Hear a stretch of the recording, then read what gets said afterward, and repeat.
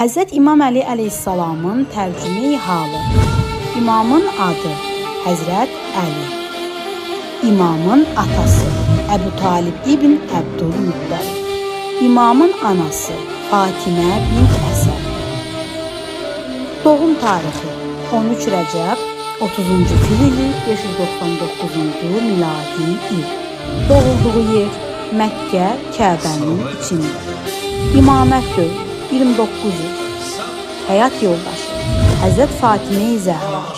Övladları Həsən, Hüseyn, Möhsin, Zeynəb, Ümmü Gülsüm, Rüqəyyə, Məhəmməd, Abbas.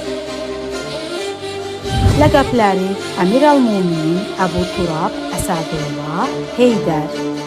Künyələri Əbul Həsən, Əbul Hüseyn, Əbu Sibbin. Şəhadət tarixi 21 Ramazan, Kufə şəhəri. Ömrü 63 il Məkkə, Mədinə və Kufədə yaşayır. Dəfn olunduğu yer İraq, Nəcəf-i Əşrəf şəhəri.